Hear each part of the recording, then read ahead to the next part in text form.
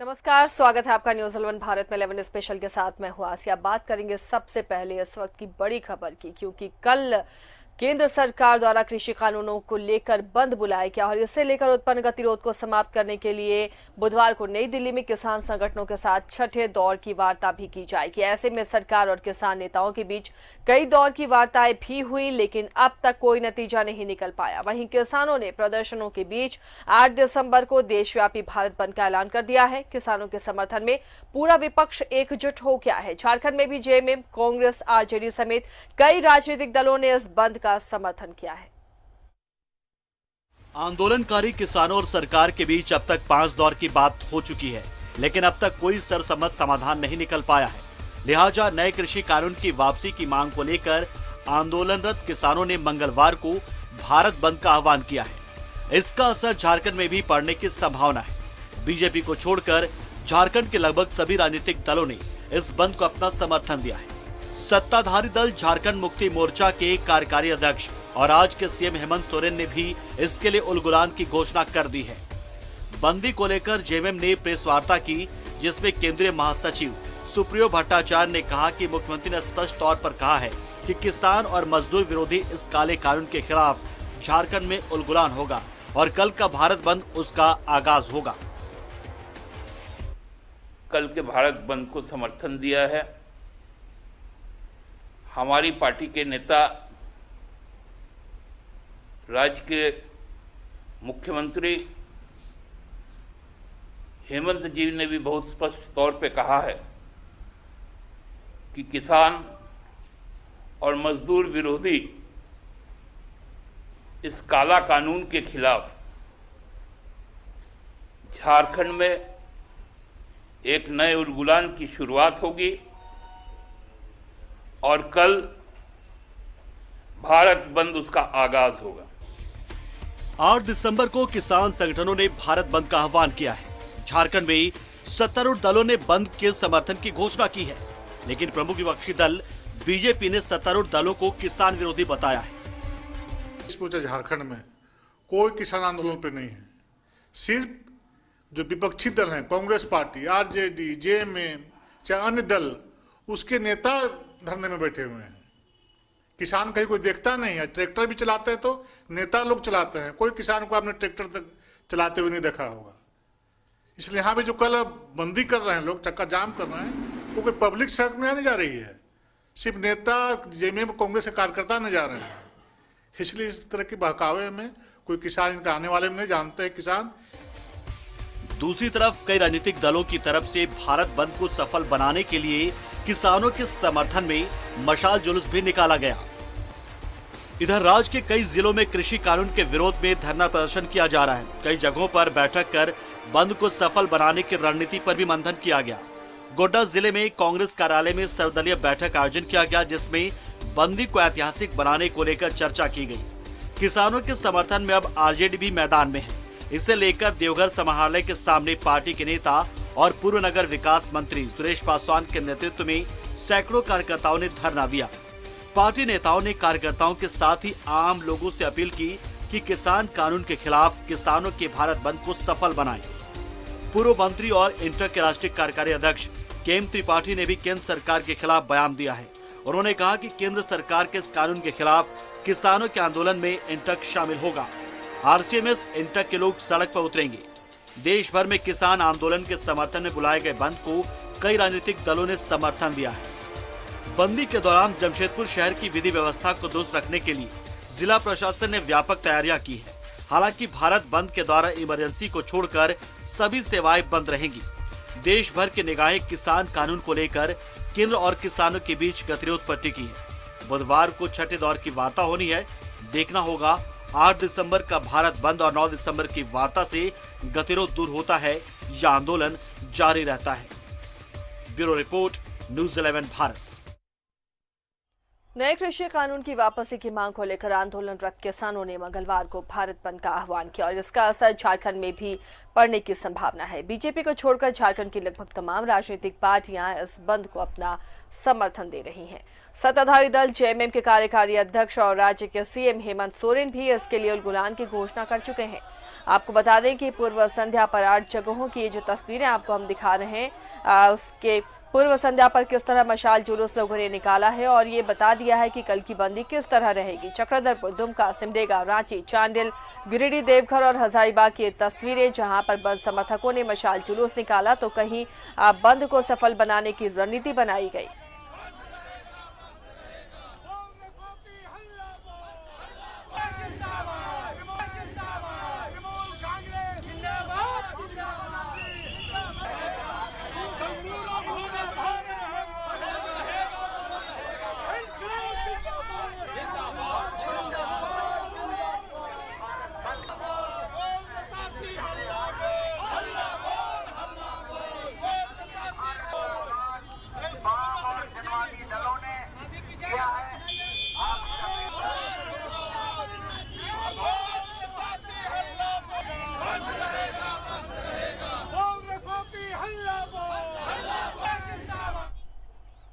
कृषि कानून के खिलाफ 8 दिसंबर को आयोजित भारत बंद की पूर्व संध्या पर राजद, कांग्रेस, संयुक्त वाम दल, तृणमूल कांग्रेस सहित अन्य गैर भाजपा दलों ने मशाल जुलूस निकाला और भारत बंद को सफल बनाने की लोगों से अपील की।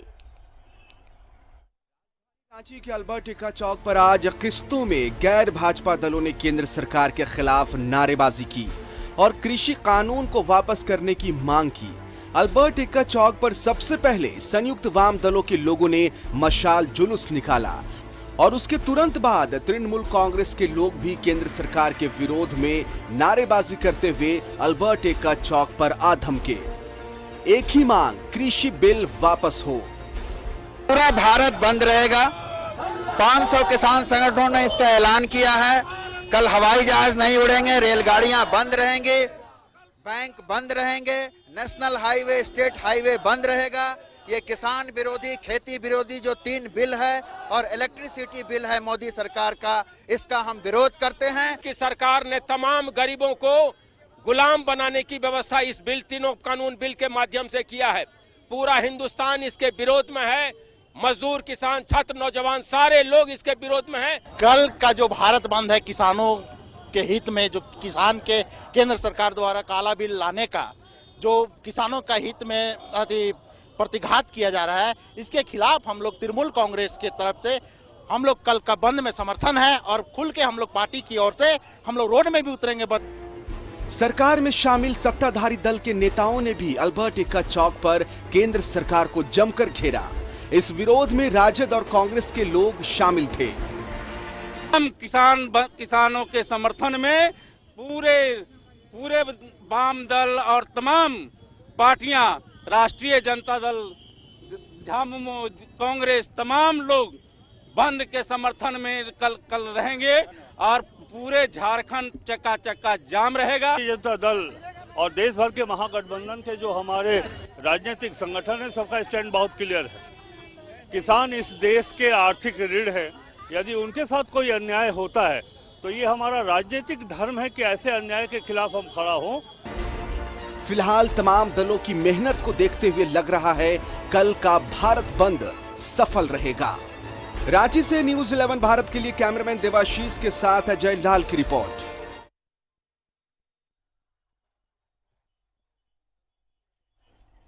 तो कल की बंदी के लिए व्यापक तैयारियां हैं। किसान के समर्थन में कई राजनीतिक पार्टियां भी आ गई हैं और जो भी गैर बीजेपी पार्टियां हैं वो इस बंद को समर्थन कर रही हैं। राज्य में भी जेएमएम ने इसके समर्थन की घोषणा की, वहीं आरजेडी, कांग्रेस और तमाम वाम दलों ने भी इसके समर्थन में बंदी की घोषणा की है और बंद को सफल बनाने की अपील भी की है। किस तरह की बंदी रहेगी और क्या तैयारियां प्रशासन की तरफ से हैं, जानने की हम कोशिश करेंगे। हमारे सहयोगी अलग अलग जगहों से हमारे साथ जुड़े हुए हैं। हमारे साथ धनबाद से अरुण बर्नवाल, जमशेदपुर से प्रभात, रांची से राजेश जुड़े हुए हैं। सबसे पहले राजेश, आपके पास आते हैं। राजधानी में किस तरह की तैयारियां हैं जब सत्तारूढ़ पार्टियां ही इस बंद का समर्थन कर रही हैं? वैसे में प्रशासन के लिए चुनौती बड़ी हो जाती है। कैसी तैयारियां हैं और किस तरह की बंदी हो सकती है कल? देखिए, जो आह्वान किया गया है कल के भारत बंद का, उसको चूंकि सत्तारूढ़ दलों ने समर्थन दिया है तो निश्चित रूप से इसका एक अलग असर होगा और बंद लगभग पूर्ण रूप से होगा, क्योंकि देखिए ये एक देखा जाता है कि जो रूलिंग पार्टीज है उसके द्वारा जब किसी तरह का आह्वान किया जाता है तो लोग इसको सपोर्ट करते हैं, चाहे वो मन से करे या मजबूरी में करे, ये अलग विषय है। लेकिन जो विषय है किसानों से जुड़ा हुआ, इसको लेकर झारखंड की बात करें, क्योंकि केंद्र और झारखंड में पॉलिटिकल अलाइनमेंट नहीं है और दोनों जगह विपक्ष है, तो कांग्रेस बीजेपी इन लोगों के बीच जो जुबानी जंग बयानबाजी हो रही है उससे स्पष्ट तौर पर पता चलता है कि ये तमाम दल के कार्यकर्ता जो हैं, कांग्रेस के हों, राजद के हों, जेएमएम के हो, और ये रणनीति भी बनाई गई है कि किस प्रकार से बंद को सफल बनाया जाए। ये एक चुनौती है प्रशासन के लिए, बेशक इसके लिए जिला प्रशासन ने अपने अपने स्तर से तैयारी की है।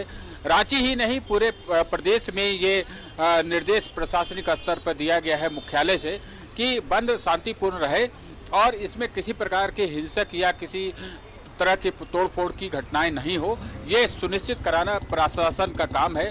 और डीसी और एसपी को सभी को पत्र दिया गया है कि वो शांति व्यवस्था को ठीक तरीके से बहाल रखने के लिए वो विधि व्यवस्था निर्धारित करें। मजिस्ट्रेट की डिप्यूटेशन हुआ है, अलग अलग जगहों पर पॉकेट्स में फोर्सेस से डिप्लॉय किए जाएंगे।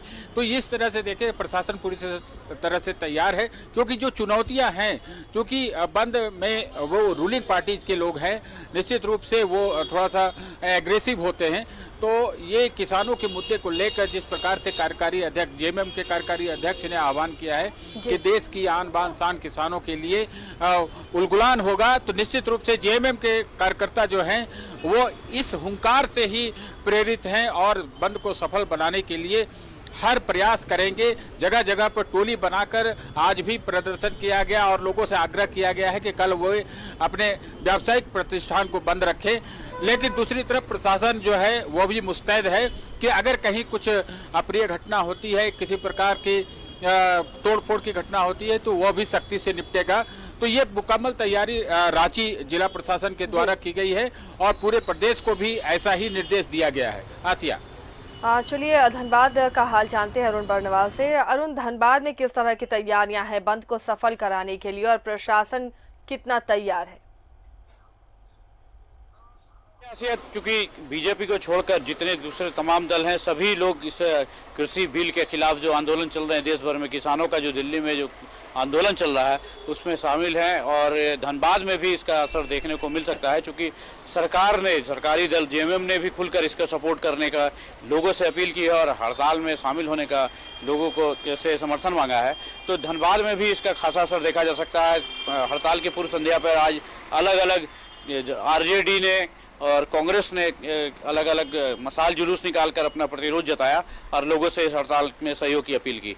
इसके पहले जेएमएम, कांग्रेस और बीजेपी के नेताओं ने अलग अलग प्रतिक्रिया दी है। बीजेपी ने जहां इसे विपक्षी जो दूसरे दल हैं उसके सभी पर राजनीति करने का आरोप लगाया है, वहीं जेएमएम और कांग्रेस ने ये केंद्र सरकार की आलोचना करते हुए इसे एक काला कानून बताया है और इस किसान आंदोलन को पूर्णतः सफल बनाने की लोगों से अपील की है। तो धनबाद में काफ़ी व्यापक पैमाने पर तैयारी इसकी देखी जा रही है। लेकिन जिला प्रशासन की जहाँ तक हम बात करें तो प्रशासन इसमें, चूंकि अब सरकारी दल ही इस आंदोलन में शामिल है, तो बहुत सोच कर ही बात करेगी। आज हमारी धनबाद के उपायुक्त उमाशंकर सिंह से भी बात हुई, उन्होंने स्पष्ट रूप से इसमें कहा कि सभी जगहों पर नजर रखी जाएगी ताकि किसी तरह का कहीं लोगों को अपना शांतिपूर्ण तरीके से अपना विरोध प्रदर्शन करे, कहीं कोई हेजिटेशन ना हो, कहीं किसी तरह की सरकारी का नुकसान ना हो, इसका ध्यान रखा जाए। अदरवाइज आप आराम से शांतिपूर्वक अपने आंदोलन या बंद को कर सकते हैं, लेकिन किसी तरह का हिंसा का रुख अख्तियार ना करें। तो जिला प्रशासन भी इस पे नजर रखे हुए है, लेकिन लगता है जिस तरह बीजेपी छोड़कर सभी दल इसमें शामिल हैं, तो इस हड़ताल का कल असर देखने को मिल सकता है। जी, हड़ताल असरदार रहेगी ये उम्मीद की जा रही है, लेकिन प्रशासन भी तैयार है कि किसी भी तरह की हिंसा इस बंदी के दौरान ना हो। लौ नगरी का हाल बताएं प्रभात, वहां पर किस तरह की तैयारियां हैं?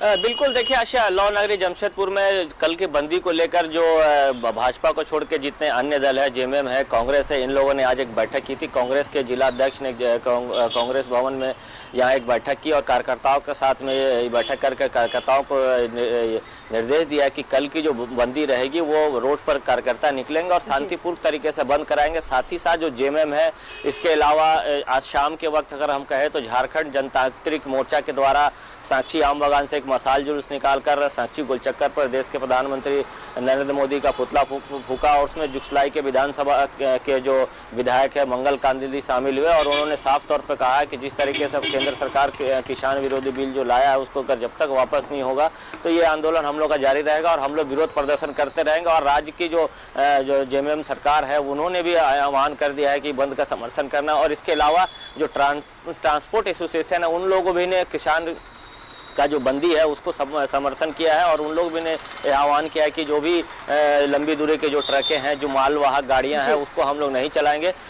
रही बात जिला प्रशासन के द्वारा, जिला प्रशासन सुबह के वक्त बैठक की थी। बैठक करके ये जितने जी थाना क्षेत्र है, थाना क्षेत्र में मजिस्ट्रेट की प्रतिनियुक्ति कर दी गई है। साथ ही साथ कोविड के दौरान जो 10 चेक पोस्ट बनाए गए थे, 10 चेक पोस्ट तो कारगर है ही, इसके अलावा भी हाईवे में बोले या शहरी क्षेत्र में बोले वहाँ क्यूआरटी और पुलिस बल की तैनाती कर दी है ताकि जो बंद कराने जो समर्थक निकलेंगे वो किसी तरह का जान माल का नुकसान ना करे, उस पर ध्यान दिया जाएगा। अगर ऐसी कोई बात होती है तो उस पर नज़र बनाए रखे और उसके बाद जो उचित कार्रवाई की जाएगी। रही बात हाईवे की, हाईवे पेट्रोलिंग में का कहना है कि जो हाईवे में जो गाड़ी पेट्रोलिंग करती है उसकी देखरेख में हाईवे की रहेगा उसमें। और जो भी हालांकि उन्होंने ये भी बात कहा है कि जो लंबी दूरी के जो बस है, मालवाहक गाड़ी है, वो जो बंद का समर्थन कर रहे हैं उसमें हाईवे में कम गाड़ियां चलेगी, लेकिन फिर भी अगर ऐसी कोई बात होती है या किसी तरह का हिंसक का बात आता है तो वहाँ के जो थाना क्षेत्र के जो थानेदार हैं उनको निर्देश दिया गया है कि हाईवे पेट्रोलिंग को कंटिन्यू रखेंगे। सुबह से ही जो पुलिस बल है वो तैनात रहेंगे। साथ ही साथ जो क्यूआरटी मैंने कहा, उसके अलावा रैपिड एक्शन फोर्स को तैनात किया जाएगा। उसके बाद वर्ज्य वाहन जगह जगह पर दिया जाएगा ताकि किसी तरह का कोई अगर बात होती है तो उसको तुरंत कंट्रोल किया जा सके। और अगर हम प्रशासन की ओर से कहें तो पूरी तैयारी कर ली गई है, अगर बंद में किसी तरह कोई बात हो उसके लिए तैयार की। साथ ही साथ जो अन्य संगठन है जिन्होंने बंद का समर्थन किया है, चाहे वो जेएमएम हो, कांग्रेस हो, आरजेडी हो, वाम दल हो, इसके अलावा कई ऐसे संगठन है, सामाजिक संगठनों ने भी किसान बिल के विरोध समर्थन में बंद का समर्थन किया और इन लोगों ने आह्वान किया है कि हम लोग भी इसके बंद में शामिल होंगे। और शहर में जितने भी चेक पॉइंट्स है वहां पर पुलिस बल की तैनाती की है ताकि जो कल जो बंद कराने समर्थक निकलेंगे कहीं किसी तरह कोई किसी गाड़ी का नुकसान ना करे। व्यापक समर्थन मिल रहा है तो ये उम्मीद की जा रही है कि कल की बंदी उसी तरह सफल रहेगी। बाबा नगरी का हाल जानते हैं। मनीष, वहां पर प्रशासन की तरफ से क्या तैयारियां हैं? क्या बाबा नगरी में भी इस बंदी का असर दिखेगा? चूंकि बंद को लेकर के 2-3 रोज से ही लगातार राजनीतिक दल जो हैं, जो सत्ताधारी हैं, झारखंड में जो सत्ताधार में हैं, वो राजद हो, जेएमएम हो, कांग्रेस हो, ये लगातार बैठकें कर रहे थे। प्रेस वार्ता भी उन्होंने किया था और आज शाम सर्वदलीय सब लोगों ने घूम करके बाजार में लोग को आह्वान कर रहे थे कि कल बंद रखने के लिए। मेरे साथ यहाँ पर महानगर अध्यक्ष जेएमएम के हैं और ट्रांसपोर्ट से भी ये जुड़े हुए हैं। पहले हम इनसे पूछ लेते हैं कि इनकी क्या तैयारी है और किस तरह के क्या कार्यक्रम होगा। कल जो बंद समर्थन में आप उतर रहे हैं, कल का क्या कार्यक्रम, कब आप लोग सड़क पर उतरेंगे और क्या कुछ रहेगा, क्या छूटेगा? देखिए, बंद के पूर्व आज संज्ञा में सर्वदलीय हम लोग महागठबंधन के लोग बाजार में जो है घूमे, जुलूस की शक्ल में लोगों से अपील किया कि कल जो है किसान विरोधी बिल के विरोध में हम लोग बंदी करने जा रहे हैं और शांतिपूर्ण बंदी करने जा रहे हैं। आप लोग दुकानदार भाइयों से, बस मालिकों से, टेम्पू चालकों से, ठेला चालकों से, सबसे हमने अनुरोध किया है कि आप लोग जो है कि कल जो है बंद का समर्थन करें और कल सवेरे जो है 9 बजे से हम लोग सभी गठबंधन के लोग टावर चौक पर हम लोग जुटेंगे और वहाँ पर जो है कि विभिन्न टुकड़ों में बंट करके वो सभी जगह से हम लोग जाएंगे और बंद को यह है सफल बनाने का कार्य करेंगे और हमारी बंदी जो है वो पूर्णतः शांतिपूर्ण ढंग से होगी। 2 बातें हैं, एक तो ट्रांसपोर्ट भी है जो कि कई राज्यों से ट्रांसपोर्टेशन होता है, उस पर आप क्या कर रहे हैं? दूसरी चीज, लगन का समय है, आज काफी बारात है, कल विदाई भी होगी, तो ऐसे में उनके लिए आप क्या? देखिए, ट्रांसपोर्टिंग जो है वो तो मतलब बंद कल रहेगा ही, हर जगह चक्का जाम रहेगा, वो आने का संभावना कुछ नहीं है। लेकिन लग्न है, शादी विवाह का समय है, इसको देखते हुए आवश्यक सेवा को तो हम लोगों ने मुक्त किया ही है, प्लस जो है हम लोगों ने एक चीज का डिसीजन लिया है कि सवेरे जो है कि 9 बजे से लेकर के 12 से 1 बजे तक हम लोग यह बंदी करेंगे, ताकि जो है कि आने वाला जो है कि लगन में जो आएंगे लोग या बाहर से जो आए उनको कोई दिक्कत नहीं महसूस हो। बिल्कुल आसिया, ये तैयारी है कल की जो बंद समर्थक राजनीतिक दल हैं सत्ताधारी के। अगर हम बात करें प्रशासन की, तो आज शाम जब देवघर एसपी जब एक प्रेस वार्ता कर रहे थे 3 बजे के आसपास, हमने उनसे पूछा था कि इसको लेकर के आप क्या करेंगे, तो मतलब कि देखिए हमारी तैयारी है और हमारे जो पुलिस बल है वो हर जगह हर चौक चौराहे पर खड़े रहेंगे। तो यानी हम कह सकते हैं कि जिला प्रशासन, पुलिस प्रशासन भी आज कल जो बंद होने वाला है उसके लिए वो तैयार है।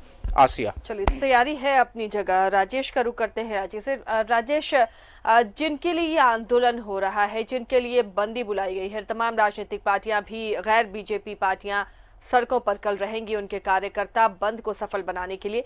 क्या उन किसानों को झारखंड में या राजधानी में सड़क पर उतरते हुए देखा जाएगा? देखिए, ये महत्वपूर्ण सवाल है कि किसान जिनके लिए ये आंदोलन है चल रहा है, जिनके लिए ये बंद आह्वान किया गया है, वो इसमें भागीदार होते हैं क्या नहीं, वो सड़कों पर उतरते हैं या नहीं। लेकिन ये बहुत विषय इस तरीके से इसको देखना होगा, क्योंकि किसानों का जो संगठन है वो इसमें तो इन्वॉल्व है। राजनीतिक दल जो किसानों को या किसी भी वर्ग के मुद्दे को लेकर चलते हैं, तो एक उनकी उपस्थिति होगी। किसान खेतों से उठकर यहाँ आए, अपने घरों से उठकर यहाँ आए, ये बहुत मायने नहीं रखता, लेकिन उनकी आवाज़ बनकर कोई भी सड़क पर आ सकता है। उनकी आवाज़ बनकर लोग संसद में या विधानसभा में आवाज़ उठाते हैं, तो कहीं न कहीं प्रत्यक्ष रूप से परोक्ष रूप से किसानों की बात होगी। और जिस प्रकार से राष्ट्रीय स्तर पर ये बंद का आह्वान किया गया है, तो किसानों के संगठन को सभी राजनीतिक दलों ने, सिर्फ बीजेपी या एनडीए के जो पार्टी वो उन्होंने समर्थन नहीं दिया, बाकी सभी लोगों ने समर्थन दिया है। तो आप समझिए कि झारखंड के संदर्भ में अगर हम बात करें, तो यहाँ केंद्र में जो विपक्ष में है वो यहाँ पर सत्ता पक्ष में है, तो जब उनके समर्थन द्वारा उनका समर्थन जब किसी बंद को मिलेगा तो मुकम्मल बंद तो होगा ही।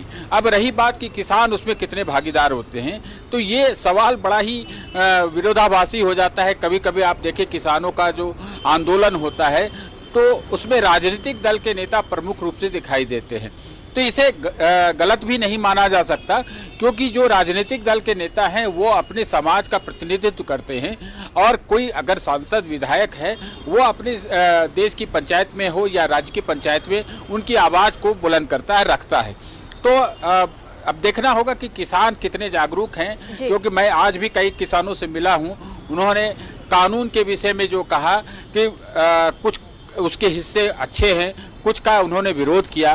तो ऐसे में ये देखा जाएगा कि अब बंद में वो शामिल होते हैं या नहीं होते हैं। लेकिन अगर वो ग्रामीण क्षेत्रों में, चूँकि किसान ग्रामीण क्षेत्रों में ज़्यादा रहते हैं, तो निश्चित रूप से वो सड़कों पर उतरेंगे और बंद को सफल बनाने के लिए उनका योगदान होगा, क्योंकि यह उन्हीं के लिए लड़ाई है। और ये किसानों की लड़ाई जो है राजनीतिक दल के नेता जरूर लड़ रहे हैं, लेकिन इसमें उन्हीं का हित छिपा हुआ है। तो किसान भी जरूर सड़कों पर आएंगे और आंदोलन में शामिल होंगे। आसिया, अरुण, कोयलांचल के किसान क्या इस कानून को लेकर जागरूक हैं? किन किन बिंदुओं पर उनकी आपत्ति है?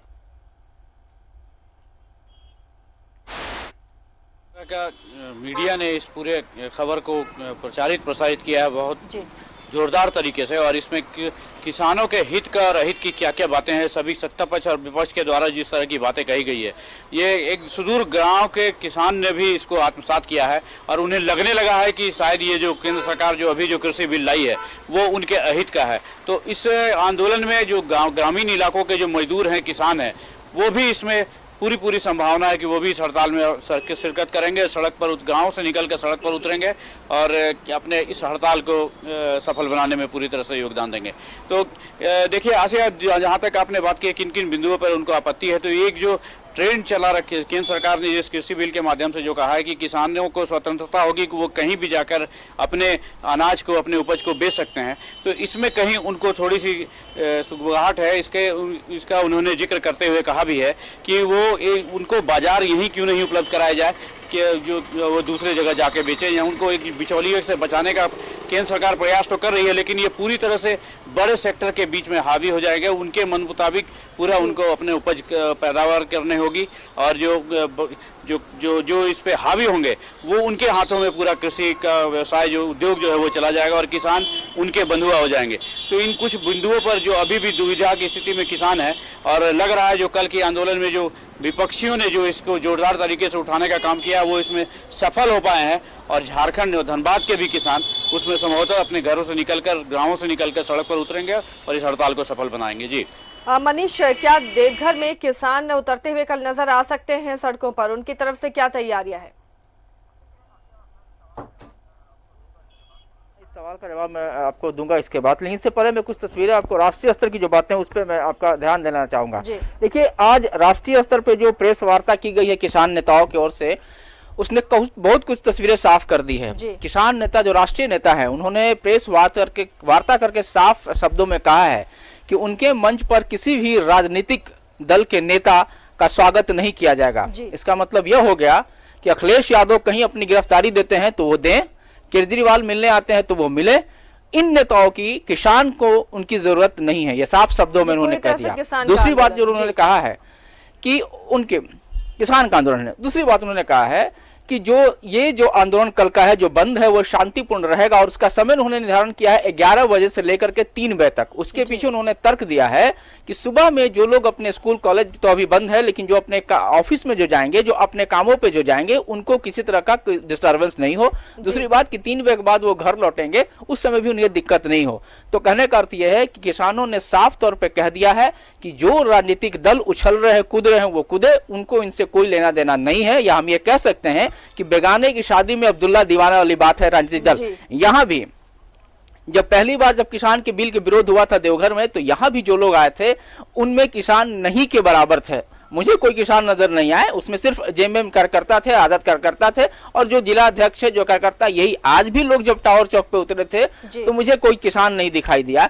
यानी ये हम कह सकते हैं कि कल भी किसान उतरेंगे, इस बात की कोई गारंटी नहीं है, और कितने होंगे हो सकते हैं कि उनको बुलाया जाए, लेकिन स्वतः कोई सड़क पर उतर जाए ये नहीं। दूसरी बात जो सबसे बड़ी बात, अहम बात है इस बिल में, आसिया, आपने देखा होगा कि विरोध किया जा रहा है, करने वाले किसान झारखंड के नहीं है, विरोध करने वाले बिहार के नहीं है, केरला कर्नाटका के नहीं है, पंजाब हरियाणा के हैं। ये वहीं के हैं जहां सबसे ज्यादा एमएसपी की मांग की जा रही है, और वहीं पे सरकार, केंद्र सरकार पिछले साल एमएसपी पे चावल और गेहूं की खरीदारी करती है, क्योंकि एमएसपी एक बड़ा मुद्दा है। जिन मुद्दों पर, जिन सवालों पर किसान विरोध कर रहे हैं, उनका सबसे कहना यह है कि मुझे डर है कि एमएसपी खत्म कर दिया जाएगा।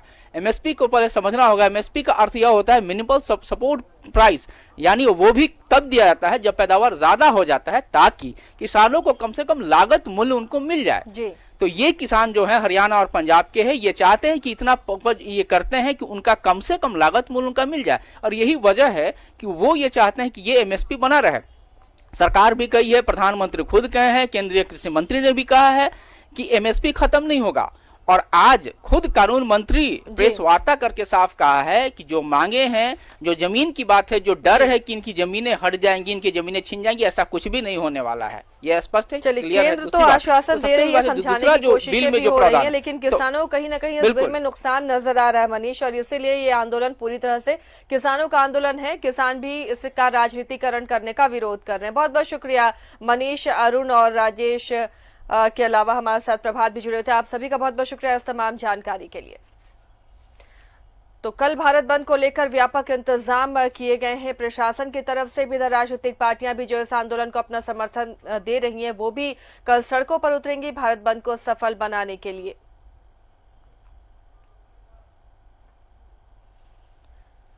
एक छोटे से ब्रेक के लिए यहां पर रुकते हैं, चल लौटेंगे कुछ और खबरों के साथ।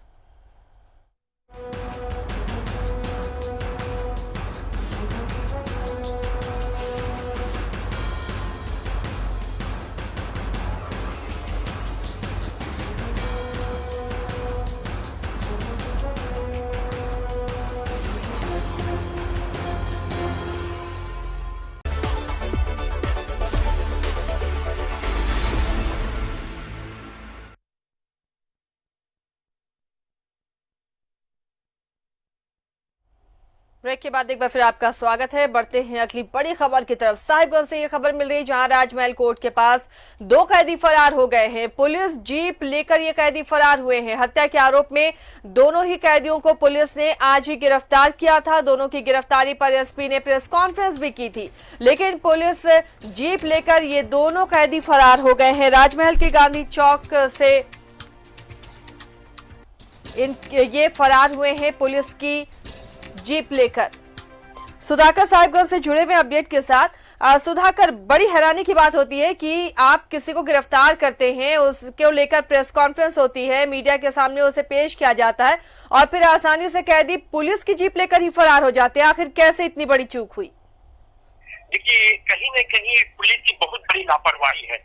साहिबगंज एसपी आज करीब 1 बजे प्रेस कॉन्फ्रेंस करते हैं कि रांगा थाना क्षेत्र में एक लाश मिली थी, शव मिला था, जिसकी पुलिस ने इसका आरोपित लोगों की तलाश में थी। और 1 सप्ताह के बाद जब पुलिस इन लोगों को घर पहुंचा, उसके बाद एसपी ने यहाँ पे प्रेस कॉन्फ्रेंस की। उसके बाद इन लोगों को राजमहल कोर्ट है जो कि रांगा थाना है, रांगा थाना का मामला था, इसलिए राजमहल कोर्ट में इन लोगों की पेशी होनी थी।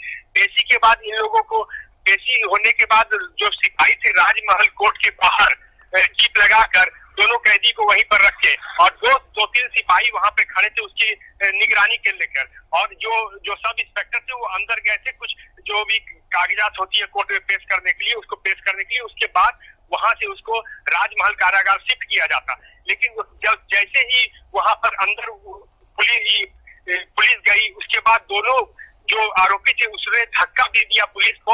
अब पुलिस की जो जीप है उसको लेकर राजमहल की ओर भागे। करीब 2 किलोमीटर, शहरी इलाका है, 2 किलोमीटर पुलिस की जीप को लेकर भाग गया और उसके बाद गांधी चौक के समीप पुलिस की जीप को खड़ा करके उसके बाद ये लोग पैदल कहीं भाग गए।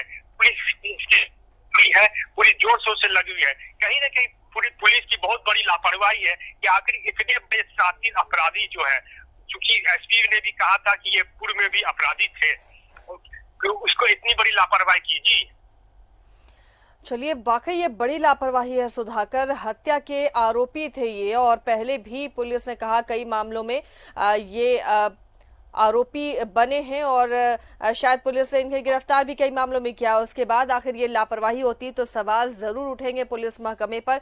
फिलहाल ये जीप छोड़कर ये कैदी अब फरार हो गए हैं। जीप लेकर ये भागे थे, सिपाही को धक्का देकर, और फिर आगे जाकर इन्होंने जीप छोड़ दी पुलिस की और उसके बाद फरार हो गए हैं। बड़ी लापरवाही ये पुलिस की। राजमहल कोर्ट के पास से ही ये दोनों कैदी फरार हुए हैं।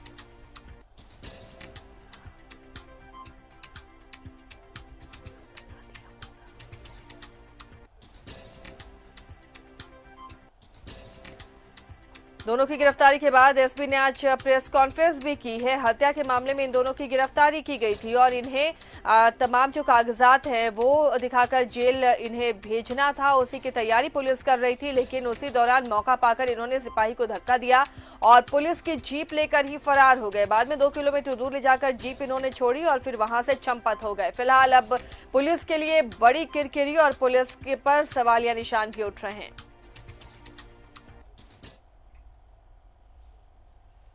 बढ़ते हैं आगे। बीजेपी ने अपने नए पुराने कार्यकर्ताओं को बीजेपी के सिलेबस से अवगत कराने के लिए प्रशिक्षण कार्यक्रम तैयार किया है जो 13 दिसंबर से शुरू होगा।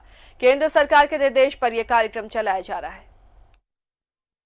बीजेपी फिलहाल विपक्ष में है, वो अपने कार्यकर्ताओं को प्रशिक्षित करने का कार्यक्रम शुरू कर रही है। इसको लेकर पार्टी की केंद्रीय इकाई ने भी निर्देश दिया है। झारखंड में भी सभी जिलों में मंडल स्तर पर यह प्रशिक्षण कार्यक्रम शुरू हो रहा है। देखिए, भारतीय जनता पार्टी विचार आधारित पार्टी है और अपने विचारों के विषय में, अपनी कार्य पद्धति के बारे में, अपने जो हमारे जो सैद्धांतिक जो पक्ष है, हम जो जिस लक्ष्य को लेकर के काम कर रहे हैं, इन सारी बातों को हम अपने ज़मीनी स्तर के जो कार्यकर्ता होते हैं, जो नीचे स्तर पर बूथ स्तर तक जो काम करते हैं, वैसे कार्यकर्ताओं के बीच में हम अपनी सारी बातों को पहुंचाने के लिए प्रशिक्षण का कार्यक्रम मेरे यहाँ आयोजित होता है और इन सारी बातों को लेकर के विभिन्न विषयों की चर्चा होती है।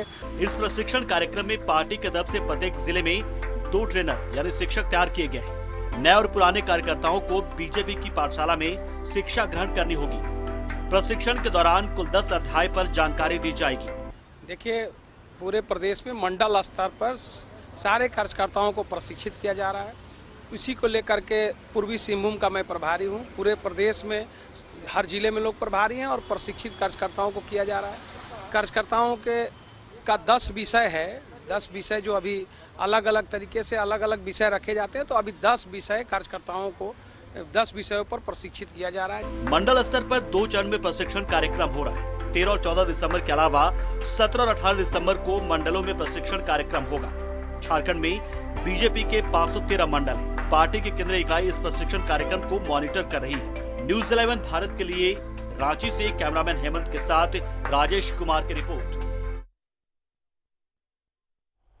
और चलिए आपको सीधे ले चलते हैं प्रोजेक्ट भवन, जहां समीक्षा के बाद मुख्यमंत्री हेमंत सोरेन निकल रहे हैं प्रोजेक्ट भवन से और यहां पर मीडिया से मुखातिब होंगे। फिलहाल जो मुलाकाती पहुंचते हैं उनसे सीएम मुलाकात कर रहे हैं और बाहर निकलने के बाद मीडिया से भी वो रूबरू होंगे। मैराथन समीक्षा बैठक मुख्यमंत्री की चल रही है। लगातार तमाम विभागों की समीक्षा कर रहे हैं एक एक करके, और आज भी कई विभागों की समीक्षा की है मुख्यमंत्री हेमंत सोरेन ने और मीडिया से अब रूबरू हो रहे हैं। पूरे देश के जितने भी विपक्षी दल हैं, लगभग सभी दल इस बंद में शामिल हैं।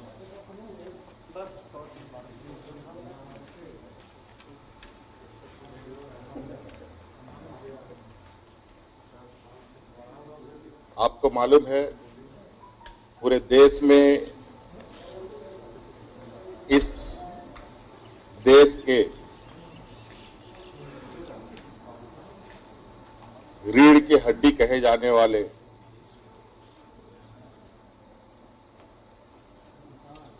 किसान विगत महीनों से अपनी मांगों को लेकर देश में लाया गया नया कृषि कानून को लेकर आंदोलनरत है और लगातार केंद्र सरकार उनको बहलाने फुसलाने और एन केन प्रकारेण उनके आंदोलन को कमजोर करने का भरकस प्रयास में लगी है।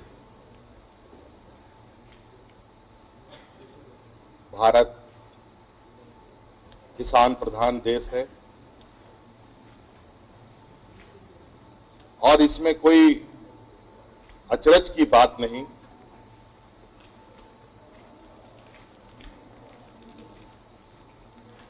कि देश का हर नागरिक को आज किसान के साथ खड़ा होना चाहिए।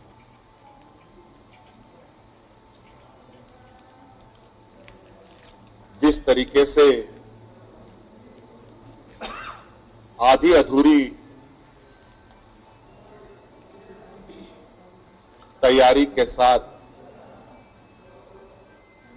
केंद्र सरकार नित नए नए कानूनों को लागू कर रही है, जिसका खामियाजा आज पूरा देश भुगत रहा है।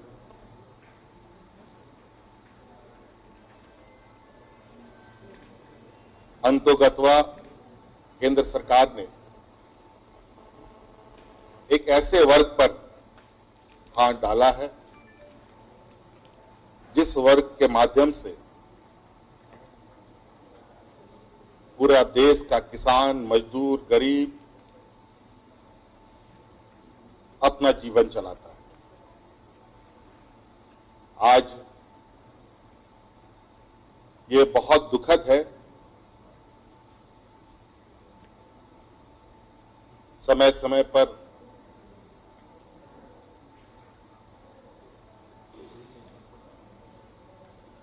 ज्वलनशील विषय पर देश की जनता सड़कों पर उतरी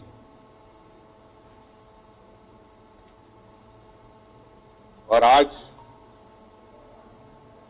बचे कुचे किसान जो थे, जो लोग हमेशा से शांति प्रिय और बहुत ही सामान्य जीवन जीने वाले किसान सड़कों पर हैं। निश्चित रूप से इस दर्द को वही पहचान सकता है जो मिट्टी से प्यार करता है। जो लोग पैसों से प्यार करते हैं, शायद उनका दर्द नहीं दिखाई दे रहा है। और आज मैं उम्मीद करता हूं और आपके माध्यम से राज्यवासियों को और राज्यवासियों के किसानों को बोलता हूं, मैं आग्रह करता हूं कि आप सब लोग किसान भाइयों के साथ खड़े हों और देश में जय जवान जय किसान की ताकत को फिर से दोहराएं। सर, धान कब खरीदेगी किसानों से सरकार, क्योंकि धान क्रय केंद्र खोले गए?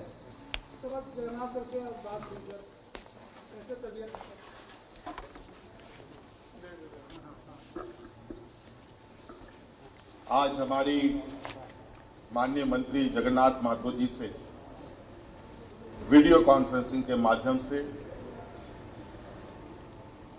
5-7 मिनट की झलक हमने देखी। इशारों में हम लोगों ने बातें की। वो बहुत उनकी स्थिति अच्छी हालात में है और मुझे उम्मीद है और ईश्वर की कृपा होगी वो बहुत जल्द वापस अपने राज्य में आएंगे।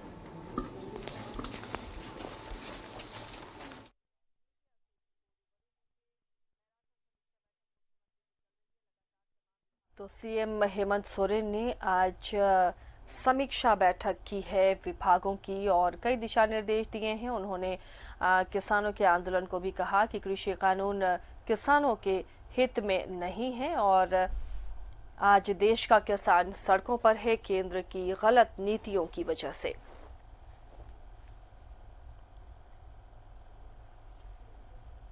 डीजीपी एमवी राव ने एक बार फिर लाल आतंक को चेतावनी देते हुए कहा है कि राज्य में नक्सलवाद का जड़ से नाश कर देंगे। नक्सलियों के खिलाफ बड़ी और व्यापक लड़ाई की तैयारी है। वहीं उन्होंने नक्सलियों के नाम पर फर्जी पोस्टरबाजी कर बॉडीगार्ड पाने के षड्यंत्र रचने वालों को भी कड़े शब्दों में चेतावनी दी है। बुधवार शाम मुख्यमंत्री सचिवालय से बाहर निकलते ही डीजीपी एमवी राव ने बड़ा ऐलान किया। उन्होंने कहा कि नक्सलियों को जड़ से मिटाने की तैयारी चल रही है। रणनीति का खुलासा नहीं करेंगे, मगर यह बता दे कि एक बड़ा अभियान चलने वाला है। अब वो हम लोग ऐसी कोई प्रयत्न नहीं छोड़ेंगे जिससे इन लोगों का समूल इस समस्या को खत्म कर दे। इसके लिए हम लोग पूरी तैयारी में हैं। बेसिक बात मैं सबको ये बताना चाहता हूँ कि हथियार से लैस होकर कानून को खुले चुनौती देते हुए और कानून व्यवस्था को भंग करना, लोगों को भयभीत करना बिल्कुल ही बर्दाश्त नहीं किया जाएगा। हर हालत में इसके अंत होना चाहिए।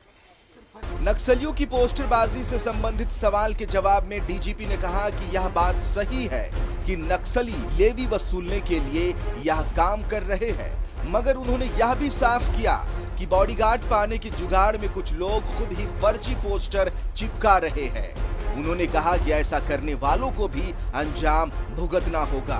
बॉडीगार्ड पाने के लिए चीजों को बनाना ये न केवल अनैतिक है बल्कि अवैध भी है। उन पर कानूनी कार्रवाई भी होगी। अभी हाल ही में पुलिस मुख्यालय ने कुछ दुर्दांत नक्सलियों की तस्वीर और इनाम की राशि जारी की है। यह भी उसी रणनीति का हिस्सा है। वैसे नक्सल विरोधी अभियान तो प्रदेश में पहले से ही चल रहा है। देखना होगा कि पुलिस प्रमुख ने जिस तेवर से अभियान छेड़ने की बात कही है, कहीं कोई बड़ा अभियान तो नहीं है जो प्रदेश का भविष्य तय कर दे। कैमरा पर्सन अरविंद के साथ शहनवाज अख्तर, न्यूज़ 11 भारत, रांची।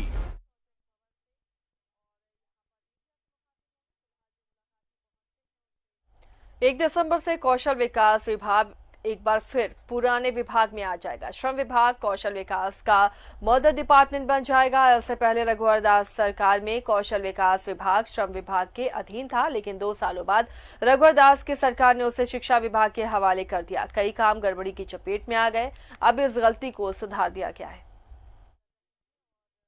सूबे की हेमंत सोरेन सरकार ने एक बड़ा फैसला लेते हुए एक बार फिर से कौशल विकास विभाग को श्रम विभाग के अधीन कर दिया है।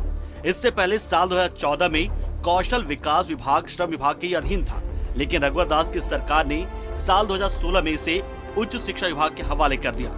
लिहाजा कई ऐसे निर्णय थे जो कि श्रम विभाग के अधिकारियों को लेना था, लेकिन इसे उच्च शिक्षा विभाग के अधिकारी अनमने ढंग से ले रहे थे। तब ये कहा जाने लगा था कि शिक्षा मंत्री नीरा यादव सिर्फ कौशल विकास की फाइलों पर ही हस्ताक्षर करती है, निर्णय लेने का अधिकार उनके पास नहीं था। लिहाजा इस दौरान कई ऐसे निर्णय लिए गए जो सीधे सीधे दिल्ली से प्रभावित थे। कौशल विकास विभाग की कई एजेंसियां दिल्ली की थी, झारखंड में उसे सीधे काम मिल गया था। हेमंत सोरेन सरकार ने इस गलती को न सिर्फ पकड़ा, बल्कि एक बार फिर से कौशल विकास को श्रम विभाग के अधीन करके सारे निर्णय राज्य स्तर पर लेने के लिए अधिकारियों को विवश कर दिया। इंटीग्रेशन में गैप आ गया था। ये स्मॉल शॉर्ट टर्म कोर्सेज के बाद एम्प्लॉयमेंट को जोड़ने के लिए कौशल विकास डिपार्टमेंट है, ये मिशन है। और इसके लिए जो सही डिपार्टमेंट है, जो सही विभाग है, वो लेबर डिपार्टमेंट ही है। वहीं से सारे फैक्ट्रियां, सारी इंडस्ट्री, सारे सेक्टर्स वहीं से जुड़े हुए हैं। और अब इन दोनों चीज़ें जब इंटीग्रेट हो गई है तो राज्य सरकार के इस निर्णय से बहुत लाभ होने वाला है हमारे देश के युवाओं, राज्य के युवाओं को, और हमारे राज्य के जो लेबर है, मजदूर है, जो बाहर से आए हैं, उनको भी। सरकार का बहुत अच्छा निर्णय है, क्योंकि कौशल विकास और लेबर डिपार्टमेंट जो है वो डायरेक्टली कनेक्टेड हैं। अब यहाँ पर एक बहुत अच्छा चीज़ ये रहेगा कि हमें जो बच्चों के रोजगार के लिए कनेक्ट करना पड़ता था, उसके लिए हमें अलग अलग डिपार्टमेंट्स में जाना पड़ता था। अब यहीं से बच्चे जो हैं ट्रेनिंग करेंगे और आगे जाके जो है उनको हम लोग नौकरी दिला सकेंगे। तो ये बहुत ही बढ़िया निर्णय रहा। दरअसल कौशल विकास प्रधानमंत्री नरेंद्र मोदी की महत्वाकांक्षी योजनाओं में शामिल था। जैसे झारखंड में कौशल विकास विभाग का गठन हुआ, दिल्ली की कई एजेंसियां धड़ाधड़ रांची पहुंच गई। कई एजेंसियां तो ऐसी थी कि जिसका रांची में कोई ऑफिस तक नहीं था। बावजूद इसके उन्होंने कई जगहों पर ट्रेनिंग कार्यक्रम चलाना शुरू कर दिया। कार्यक्रम ऐसे होते हैं जो NSDC है, उद्यमशीलता मंत्रालय भारत सरकार है, वहाँ से दोनों का कोऑर्डिनेशन बेहतर करने के लिए इसको फिर से झारखंड सरकार के द्वारा कौशल विकास के कार्यक्रम को लेबर डिपार्टमेंट में लाया गया। जिस विजन के साथ सरकार काम कर रही है, सरकार का प्रयास है कि सभी बच्चों को, सभी एक तबके के बच्चों को एक समान ट्रेनिंग दिया जाए, और इससे निश्चित तौर पर फायदा मिलता हुआ नजर आ रहा है। बेशक हेमंत सोरेन का ये फैसला पुरानी गलती को सुधारने जैसा है। साथ ही इस फैसले से ऐसे प्लेसमेंट एजेंसियों को भी सबक मिलेगा जो ट्रेनिंग करके युवाओं को यूं प्रमाण पत्र देकर छोड़ देते थे। उम्मीद की जानी चाहिए थी कि एक ही विभाग जब सब कुछ देखेगा तो ट्रेनिंग लेने वालों को प्लेसमेंट कराने की जिम्मेदारी भी वैसे एजेंसियों को ही होगा जिन्हें श्रम विभाग से काम मिलेगा। 7वीं क्लास का छात्र ट्रेनिंग पाने के बाद रोजगार पाना चाहता था, लेकिन इससे पहले कौशल विकास विभाग के सामने उच्च शिक्षा विभाग रोड़ा बनकर सामने आ जाता था। लिहाजा हेमंत सोरेन ने एक बार फिर से कौशल विकास विभाग को श्रम विभाग के हवाले कर दिया। यह काम का शुरू होते ही एक बार फिर से कौशल विभाग नए साल में 2 दर्जन से ज्यादा नए प्रोजेक्ट पर काम करने वाला है। कैमरामैन देवाशीष के साथ अजय लाल, न्यूज 11 रांची। सरकार के लिए गले की फांस बन चुकी डीवीसी से झारखंड सरकार जल्द अपनी निजात पाना चाहती है और इसके लिए ज्यादा से ज्यादा राजस्व बढ़ाकर डीवीसी का बकाया चुकाने की कोशिश हो रही है। फिलहाल नियमित भुगतान के लिए बिजली वितरण ने अगले डीवीसी को पैसे देने की बात कही है। मीडिया को ये सारी जानकारी बिजली वितरण निगम लिमिटेड के निदेशक के वर्मा ने दी। उसमें डीवीसी ने दिनांक 3 दिसंबर को पत्र दिया है झारखंड बिजली वितरण निगम को। उनका ये कहना है कि आपका जो सितंबर 2020 महीने का बिल है उसके हिसाब से बकाया जो करंट बिल का 150.30 करोड़ है, जिसका ड्यू डेट है 1 अक्टूबर 20, और इसको वो कहते हैं कि 15 दिन के अंदर पेमेंट कर दीजिए, नहीं तो डीवीसी को पावर को रेगुलेट करना होगा। करंट ड्यूज का बात है 150 करोड़ का बात है, हमारा प्रक्रिया में है। हम उम्मीद करते हैं कि हम अपने रिसोर्सेज से ये देने में सक्षम हो पाएंगे हम अगले महीने में। माननीय सरकार का दृढ़ निश्चय और झारखंड ऊर्जा संचरण निगम ने अपनी जो संचरण की व्यवस्था स्थापित कर ली है, जैसे गिरिडीह में अभी किया, गोविंदपुर में पहले किया, तो हम पहले डीवीसी से 225 से 230 करोड़ की बिजली लेते थे, वो अब घट के 150 करोड़ पर आ गया। तो हम धीरे धीरे हम इनसे आत्मनिर्भर हो रहे हैं और आने वाले दिन में भी हम और आत्मनिर्भर होंगे। 1450 करोड़ कट गया, तो उसके बाद अब ये बकाया घट करके आ गया है 3000 करोड़ पर। तो अब चूंकि उसको किस्ती करके केंद्र सरकार ने कहा है कि हम 4 किस्तों में या 3 किस्तों में लेंगे, तो वो मामला भी उतना चर्चा में नहीं है। जितना चर्चा में ये है कि करंट बिल उनको मिलना चाहिए और हम भी ये मानते हैं कि उन्हें मिलना चाहिए। इसके साथ ही 11 स्पेशल में फिलहाल इतना ही। बाकी खबरों के लिए जुड़े रहिए न्यूज़ 11 भारत के साथ।